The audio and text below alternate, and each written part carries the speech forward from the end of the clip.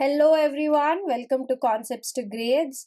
Since exams are almost there, we are now looking at what are the most important topics, what are most probable questions that can come from each of these chapters. So we are doing this series of important topics and prediction for physics and bio. So in this video, we'll be doing a trend analysis first in terms of understanding the trends of each of the chapters of physics and seeing what are the important topics in each chapter.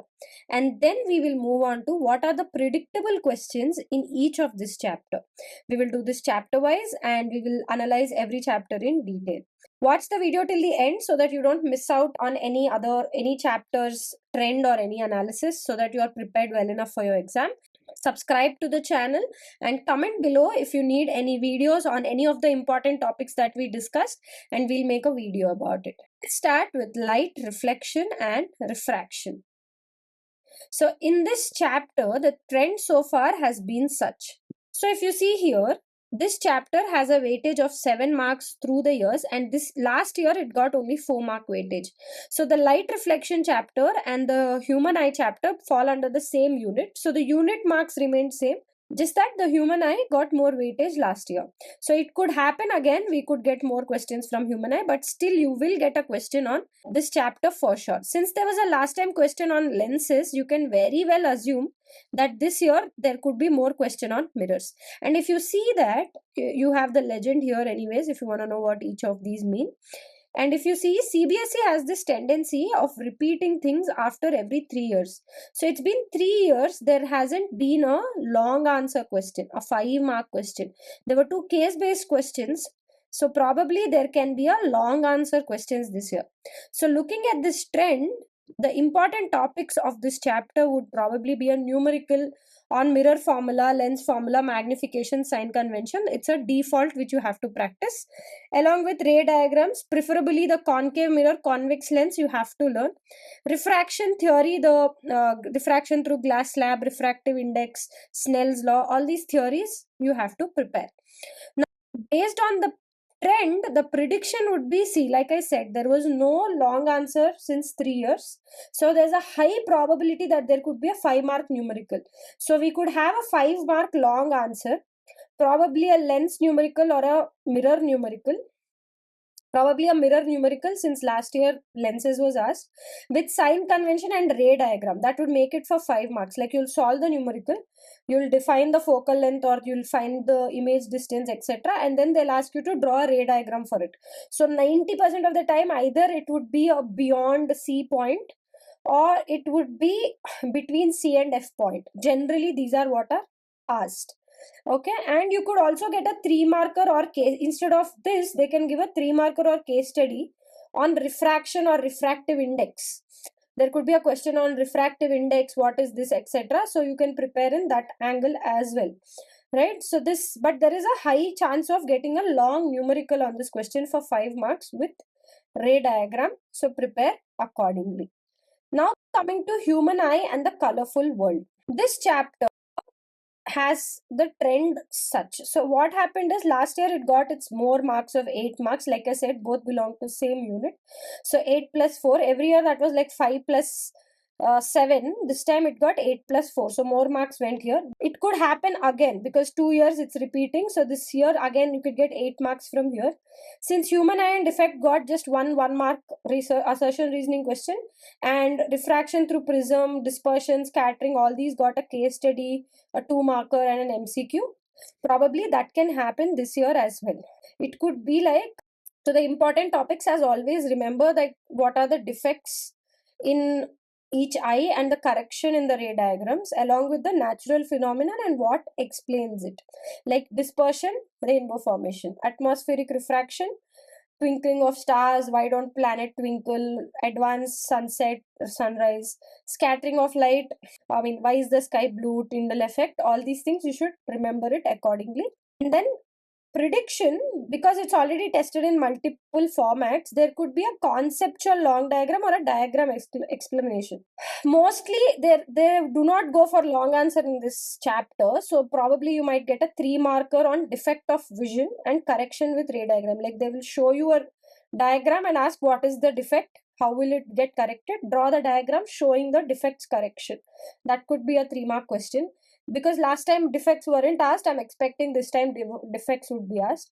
There will be one question on natural phenomenon for sure. So you can go with a 2-marker on why is sky blue, or what is Tyndall effect, why don't planets twinkle, all those things, and an MCQ in this format. Or either you can get a 3-marker on prism, refraction through a prism, angle of deviance, and etc. That is rarely asked. Mostly the natural phenomenon is what is preferred. Now coming to electricity, the next chapter that we have. Here, the trend so far has been such. So there was a long marker in like 2-3 years back. So this chapter gets its 7 to 5 marks default every year. You will get one question for sure. And since long markers was asked 2 years, this year last year there was just 3 MCQs and 1 short mark question. So hoping this year they would do more on the electric current Ohm's law section more than the resistor, heating effect, etc. So again, the important topics would be the Ohm's law experiment, the VI graph. Sometimes they interchange the V and I. Like you should always get R is equal to V by I. So you should ensure the slope is mentioned properly. Like V is on x-axis, V is on y-axis, and I is on x-axis. Sometimes they interchange and ask. That time 1 by slope it will be. There are some questions where they could also ask you something like they will give you 3 resistors graph like this. This is V and I. They will say this is R1, this is R2, this is R3, and try to draw a relation between all the R's. So you have to tell slope is higher, resistance is higher. So you write R1 greater than R2 greater than R3. Should be able to do this. These are all applications of Ohm's law questions. You should practice these kind of questions as these have a chance to come because Ohm's law has not been asked last year. Resistance series parallel, there'll be one question for sure. Since last year there was a question, I believe this time it will be a very simple circuit just to find the equivalent resistance. One question on heating effect and electric power on a power consumption is default. They will ask you every year. You have to practice that and prepare that as well. Coming to prediction, probably we could get a case study and a numerical mix since already 2 years long answer was done.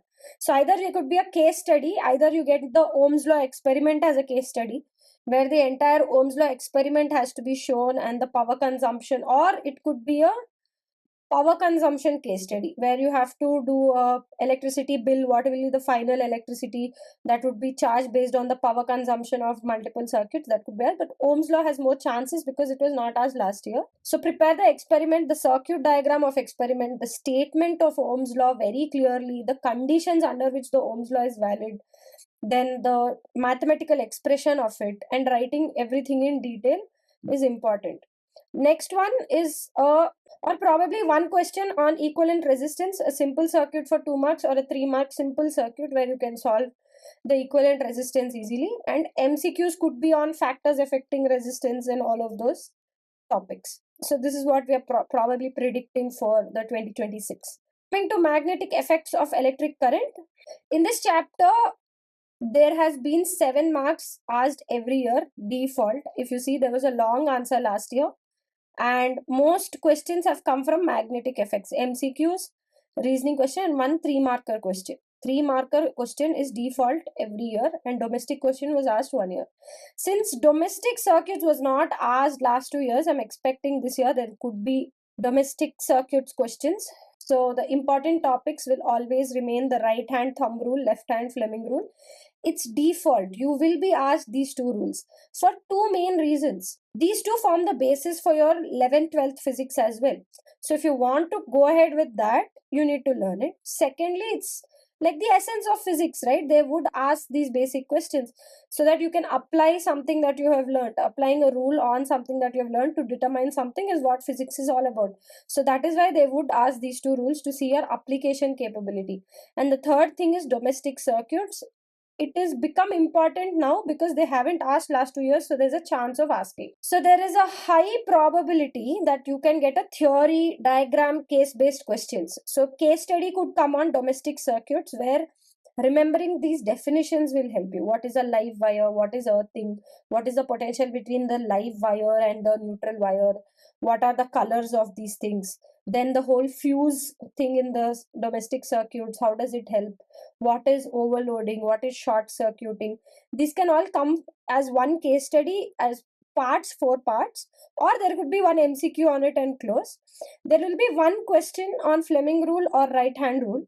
So it could either be a 3 marker on Fleming rule in asking you to explain it or apply it, or an MCQ on right hand rule, like the current is going up, where in which direction would the magnetic field be. That could be an MCQ. Or a 2 marker on what is a solenoid, why does it behave like a bar magnet. That could also come in this chapter. So these are the probable questions that can come, and I hope you prepare all these topics that we have discussed so far. If you are stuck anywhere, you can watch the individual chapter videos where it's all explained in animation, and if you're a visual learner, it will help you better. Or if you are a teacher led instructor, there is one video we did where we do entire physics portion at a stretch. That is also explained in a much better way. You can watch that full video before your exam. You can understand the concept clearly. Soon we'll be posting a video on all the numericals of physics that will help you prepare for those things better. And until then, please do subscribe to the channel and watch all videos as much as you can and do really well in your exams. Thank you for watching. See